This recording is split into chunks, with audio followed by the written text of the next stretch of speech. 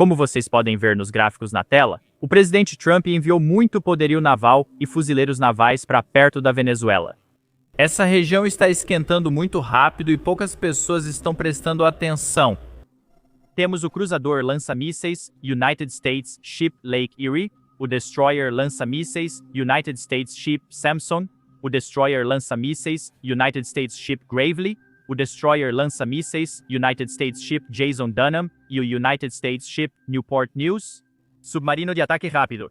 Além disso, contamos com muitos drones, mais recursos aéreos e outros da guarda costeira, além de cerca de 3.000 fuzileiros navais. Maduro agora aproveita essa mobilização para incitar os venezuelanos que ainda o apoiam, como mostrado na introdução. Mas muita gente não está percebendo por que os Estados Unidos estão colocando tanto poder de fogo nessa região. O motivo disso é simples. Maduro é um dos maiores traficantes de drogas do mundo, e essas drogas estão entrando nos Estados Unidos e na Europa. É por isso que, para saber mais sobre isso, decidi conversar com alguém que entende muito mais sobre a Venezuela do que todos nós. E minhas perguntas foram simples. Há quanto tempo a Venezuela faz isso e eles vão parar? Vamos ouvir agora. Trump pressiona o regime de Maduro desde que assumiu o cargo. Não são só os navios de guerra. Ele também ampliou as sanções à Venezuela. Além disso, ele colocou uma recompensa de 50 milhões de dólares pela cabeça do Maduro. Então, como o Maduro está reagindo a tudo isso? E o regime dele é fraco? A capacidade do Maduro e do regime venezuelano de resistir à pressão não deve ser subestimada. O chavismo governa há 26 anos, isso é por um motivo.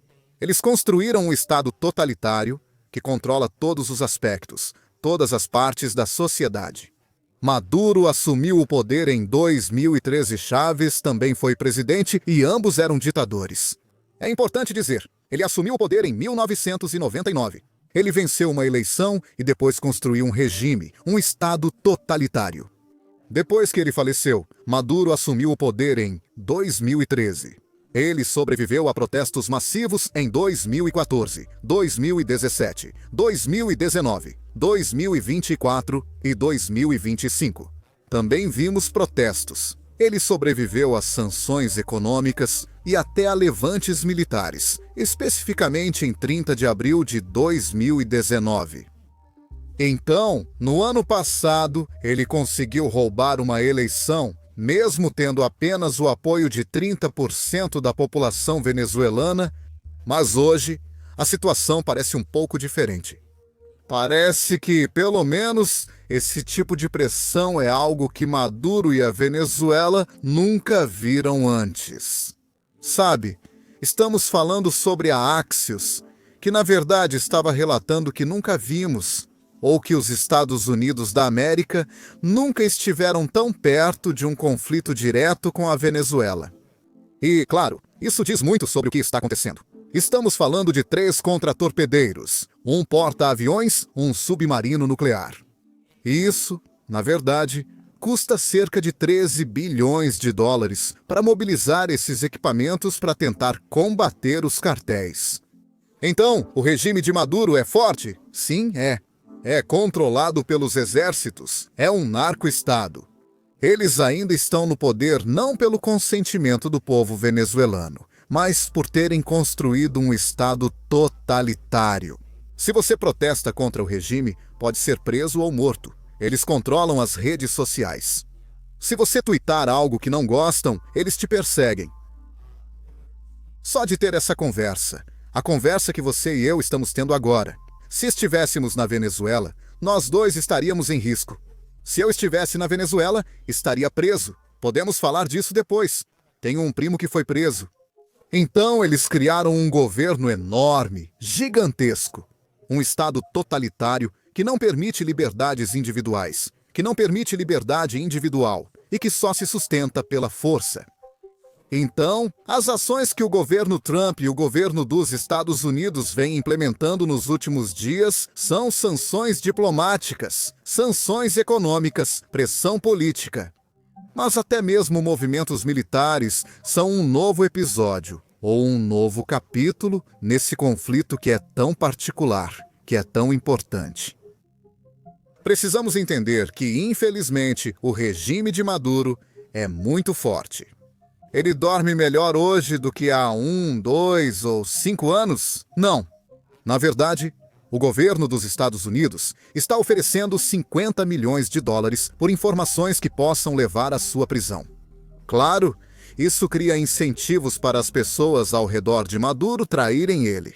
E isso não o deixa confortável. Mas, ao mesmo tempo, precisamos perceber que não vai ser fácil, sabe? Conquistar a liberdade na Venezuela, tentar uma mudança de regime. Não vai ser fácil porque Maduro, de fato, já conseguiu lidar com outras situações difíceis no passado. Não tão difíceis, mas ainda assim difíceis. E sim, vamos falar da sua história, porque como alguém que só viveu em democracias, o pouco que eu sei sobre você foi realmente chocante. Então eu acho que o público adoraria saber sobre isso. Mas antes de chegarmos a isso, você fala sobre como Maduro passou por situações difíceis. Em 2019, houve uma tentativa de golpe e, pelo que li, ele quase perdeu o poder. E neste canal nós acompanhamos muito a Rússia, a China. Temos acompanhado a invasão russa. E talvez eu esteja errado e você pode me corrigir. Putin foi crucial para manter Maduro no poder em 2019. Se souber algo sobre isso, pode compartilhar? Antes de responder, lembre-se de clicar no botão de inscrever-se abaixo. À medida que o canal cresce, isso nos permite trazer mais convidados especialistas como este. Assim, vocês recebem informações mais precisas. Agora, vamos à resposta. Sim, claro. Então, a Rússia sabe? É curioso como esquerdistas e até alguns da direita se opõem fortemente à intervenção dos Estados Unidos da América, seja lá o que isso signifique, pois pode ter sentidos diferentes ao mesmo tempo, dependendo de quem critica ou apoia essa afirmação. Eles sempre dizem, deixem a Venezuela em paz. Os Estados Unidos sempre intervêm nesses países, mas nunca mencionam a intervenção chinesa ou russa. O que é, claro, pela natureza que esses regimes têm. Muito perigoso, não só para a América do Sul, não só para países como a Venezuela, mas até mesmo para os Estados Unidos. Imagine o quão perigoso é para os Estados Unidos ter um país que é uma ditadura, que é um estado do ARCO e que possui inteligência russa. A apenas 3.000 milhas da Flórida, bem no seu quintal, sabe? Então, sim, a Rússia está profundamente envolvida na Venezuela, o Irã também está, e a China também. Então, inimigos dos Estados Unidos estão colaborando com o regime de Maduro. De que forma? Pelo menos com a Rússia? Bem, empresas russas investiram na Venezuela e no petróleo. A Venezuela recebeu equipamentos militares da Rússia. A Venezuela recebeu inteligência russa e inteligência estratégica ao longo das últimas 2 décadas. Então, estamos falando de uma intervenção real da Rússia na Venezuela, que, claro, tem más intenções. Agora, em maio deste ano, maio de 2025, Rússia e Venezuela assinaram um contrato de parceria.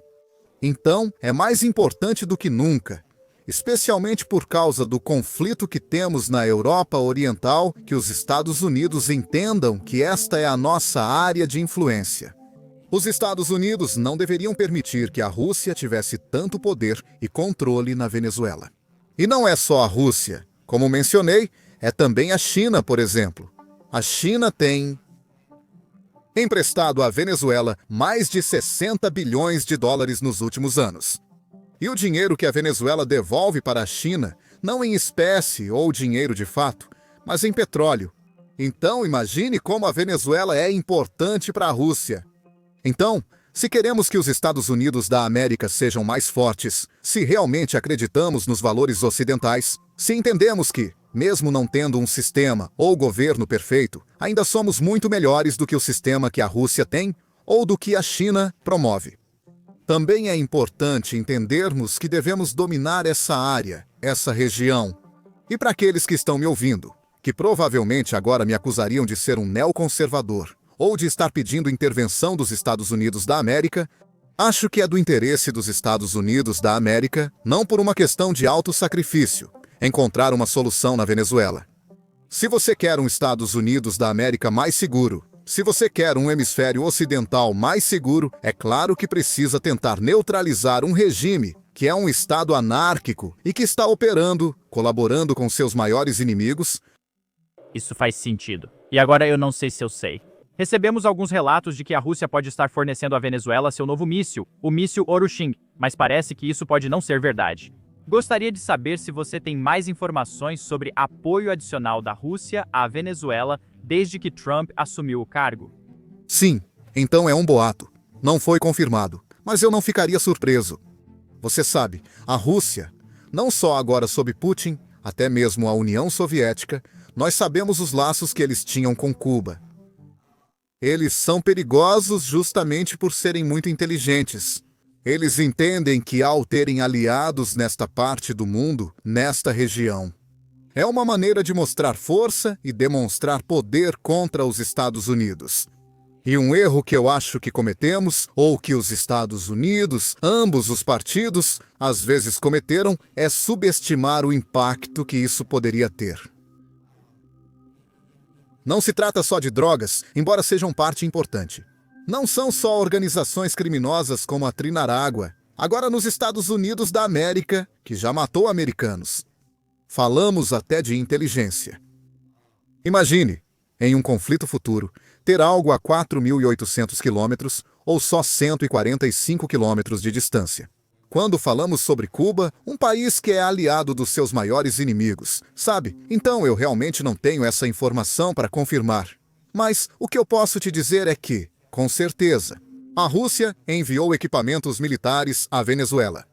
Eles também enviaram dinheiro, empresas russas estão envolvidas com o petróleo venezuelano, eles também ajudaram com inteligência. Então, sim, quando estamos falando sobre a Venezuela, lutando contra a Venezuela e lutando pela liberdade, estamos falando sobre os interesses dos Estados Unidos da América para tentar manter seus maiores inimigos fora da sua região, para... Com certeza. E acho que muitas pessoas também esquecem que Porto Rico, território dos Estados Unidos da América, foi de lá que os navios de guerra partiram para a Venezuela. Como eles foram para a costa saindo de Porto Rico, temos uma base lá, território que Maduro ameaçou recentemente ao dizer que queria invadir Porto Rico. Sim, é isso. Ele disse que queria, parece loucura, né? Ele fala tantas coisas, e há tanto acontecendo no mundo, que acabamos esquecendo disso. Mas logo depois da eleição, em 2024, em julho, provavelmente foi em agosto ou setembro, ele disse que queria, ele não falou invadir, é claro. Ele afirmou querer libertar Porto Rico da intervenção dos Estados Unidos da América. Então, eu acho que naquela época, o governo Biden provavelmente subestimou essas declarações. Não deveríamos subestimar o regime venezuelano. Isso já foi provado, pois muitos acham que na Venezuela as pessoas passam fome e são pobres. Então o governo também seria pobre. Eles, na verdade, não são uma ameaça para nós. Bem, os venezuelanos podem estar passando fome nas ruas, mas o governo administra as maiores reservas de petróleo. Eles são um narco-estado que no ano passado obteve 8 bilhões de dólares só com cocaína e tráfico de drogas. Então já foi provado, estudado e investigado que o regime venezuelano apoiou partidos políticos ao redor do mundo. Partidos de esquerda, muito radicais. Partidos políticos de esquerda ao redor do mundo, como na Espanha, Colômbia ou México. Então eu realmente acredito. E, na verdade, o Departamento de Estado tem investigado isso. E eles também confirmam. Maduro enviou criminosos para os Estados Unidos. Maduro não é alguém que mata venezuelanos ou busca poder a qualquer custo, só quer que o deixem em paz. Não é isso que acontece. O regime venezuelano tem uma grande intenção de atacar outros países, outros sistemas políticos, e tenta ser decisivo, tenta mudar, ou pelo menos causar danos nessas áreas, nesses lugares. Com certeza. Já que falamos do regime de Maduro com seus cidadãos, você nasceu lá, certo? Você era, na verdade, um estudante de medicina no país, tentando se tornar médico, e você enfrentou uma escolha interessante. Lá, eles não queriam que você fizesse o juramento de Hipócrates, como médicos do mundo todo fazem. Eles queriam que você jurasse lealdade ao partido. Pode contar essa história? Sim, nasci e cresci na Venezuela. Por isso tenho esse sotaque. Na verdade, eu me mudei para os Estados Unidos e aprendi inglês depois. Vim aos Estados Unidos pela primeira vez de férias quando tinha 6 anos. As coisas na Venezuela estavam ruins, mas não tanto quanto agora. E meus pais, através de muito trabalho duro e honesto, eles, basicamente, conseguiram levar meu irmão e eu para uma viagem de férias. Esse é o sonho de qualquer criança. Fomos para Orlando e visitei a Disney. Foi incrível. Falo dessa viagem, pois foi minha primeira vez nos Estados Unidos. E isso mudou completamente a minha vida. Eu era uma criança, não sabia nada sobre política, não sabia nada sobre economia. Eu só sabia que estava presenciando algo notável. Eu sabia que esse país tinha algo, liberdade. Talvez eu nem soubesse o termo, mas as pessoas estavam fazendo algo diferente que estava dando certo. Fiquei obcecado, porque os Estados Unidos têm sucesso e a Venezuela não. Quero que meu país seja tão bem sucedido quanto os Estados Unidos da América. Quis fazer algo, então, quando adolescente, comecei a ler mais. Eu coloquei meus olhos em tudo que eu podia encontrar. Eu li John Locke, Milton Friedman, Ayn Rand, Mises. Eu explorei, ideias libertárias conservadoras sobre liberdade. Li análises da Declaração de Independência e estudos sobre a Constituição dos Estados Unidos da América. E eu ainda estava na Venezuela, certo? Decidi fazer ativismo político e realizei muitas coisas que você pode imaginar. Eu liderei protestos políticos, fiz discursos em várias faculdades e universidades. Um dos discursos se chamava Defendendo o Capitalismo, onde eu explicava por que as ideias de livre mercado funcionam e como ampliam a liberdade individual. Mas isso teve um custo, naquele momento, mesmo sendo algo bem diferente da política. Eu estava na faculdade de medicina, queria me tornar médico e tive alguns debates com professores antes de assumir alguns riscos. Estamos falando de educação pública. Para ser médico na Venezuela, você precisa. Você deve ir para escolas públicas. Não existem universidades privadas para medicina, então eu debati com professores no passado. Eu tive alguns problemas, algumas dificuldades. Claro, eles não gostavam de mim por causa das minhas ideias e porque eu era alguém sempre disposto a falar. Mas um dia, o diretor da faculdade de medicina da minha universidade deu uma palestra. Basicamente, ele falava sobre política, apoiando o governo e defendendo ideias socialistas. E ao mesmo tempo, ele disse que, quando nos formássemos, ele queria. Então ele queria mudar isso. Ele queria mudar o juramento que os médicos têm que fazer. E ele disse que realmente iria trabalhar nisso. Porque ele, conversando com os estudantes, conversando com a gente, vocês precisam fazer um juramento socialista em vez do juramento de Hipócrates. E claro, eu levantei a mão, debati com ele, disse que era uma ideia terrível e horrível. Na verdade, o fato de a sala de aula parecer tão ruim e tão terrível é por causa do sistema de educação pública na Venezuela. O fato de que você não pode falar livremente. Neste momento, médicos estão sendo presos apenas por relatarem o nível de crise que estão enfrentando.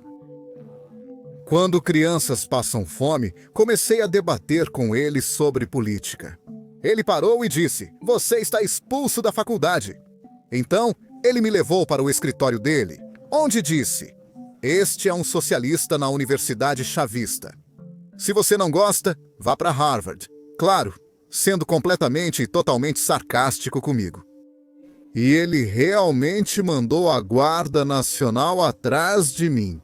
Se eu não saísse do escritório dele, ele ameaçou chamar a Guarda Nacional. Então, saí do escritório. E dias depois, meu caso viralizou porque os estudantes estavam falando sobre isso. E Maria Corina Machado, não sei se você ou seu público a conhecem, mas ela lidera a oposição venezuelana. Eu costumava trabalhar com ela na Venezuela. Então ela postou uma foto sobre o meu caso. Ela falou sobre o meu caso. Então o meu caso ficou completamente viral. E o governo falou sobre isso. Na verdade, eles falaram sobre isso no Congresso também. E eles disseram que sim. Expulsamos Franklin Camargo. Mas o motivo pelo qual fizemos isso é porque ele é um terrorista. Fizemos isso porque ele queria incendiar nossas salas de aula. Ele queria atacar professores e alunos. Só porque eu debati a ideia de, fazer um juramento socialista. Então, houve tempos muito difíceis. Recebi conselhos de pessoas muito importantes para deixar o país o mais rápido possível, porque eu poderia ser detido. Na verdade, meu primo estava preso há 3 anos por motivos políticos. Então eu vim para os Estados Unidos da América, sabe? Foi uma história muito louca. Mas isso nem chega perto de ser o pior na Venezuela.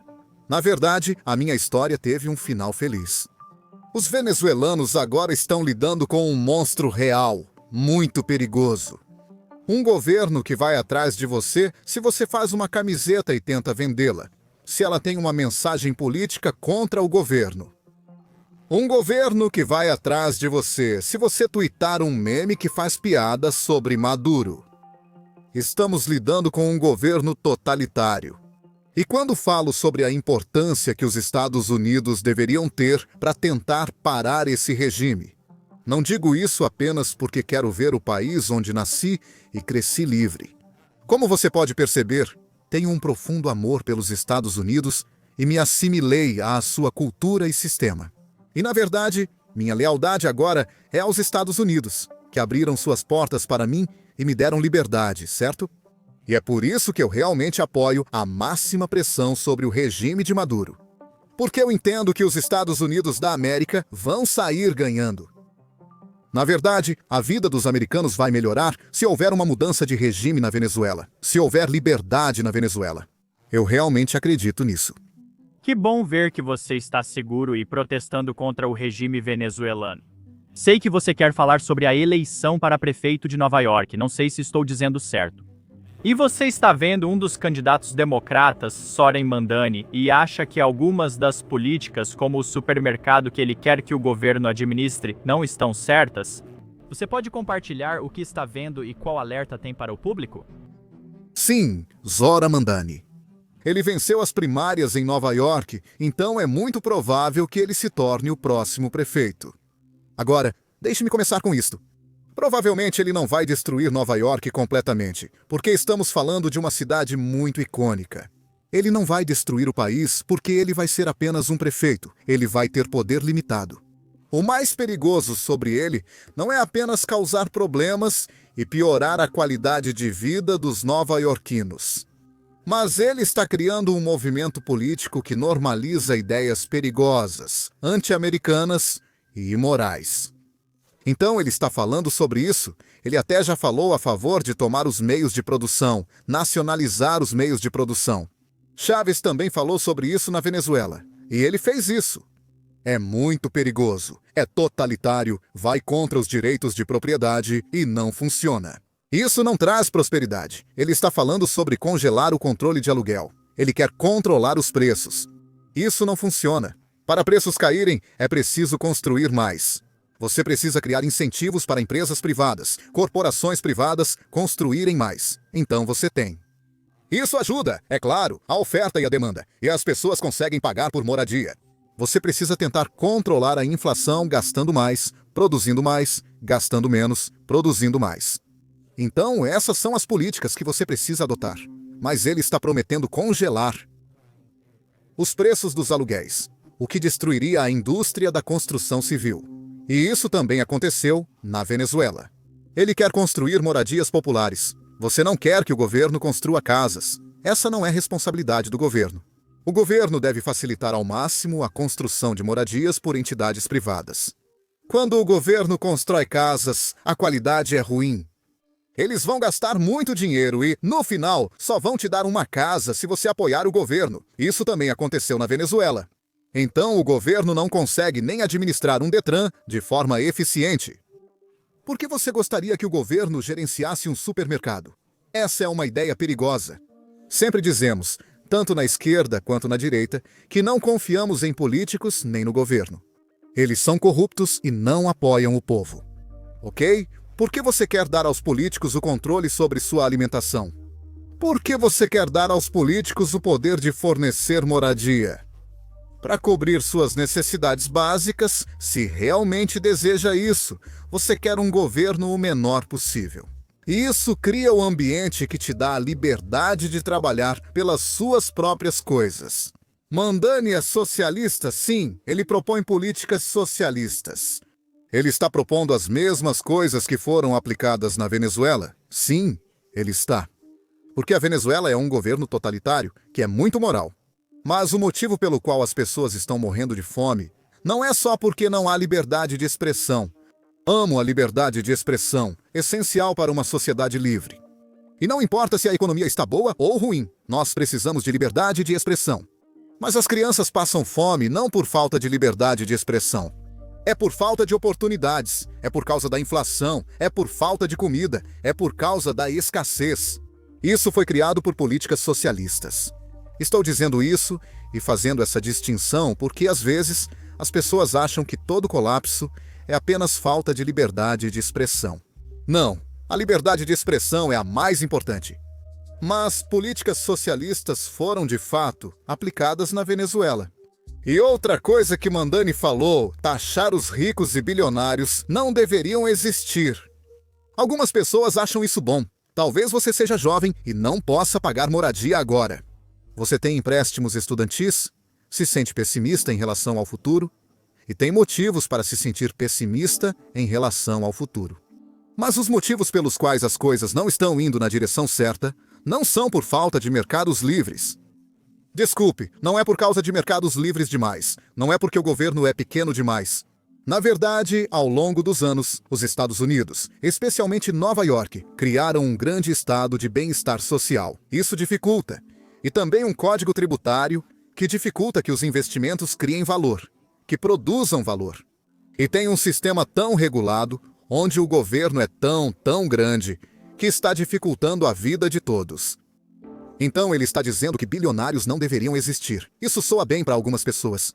Se você pegasse toda a riqueza dos bilionários hoje, você só conseguiria cobrir o orçamento federal dos Estados Unidos da América por menos de um ano.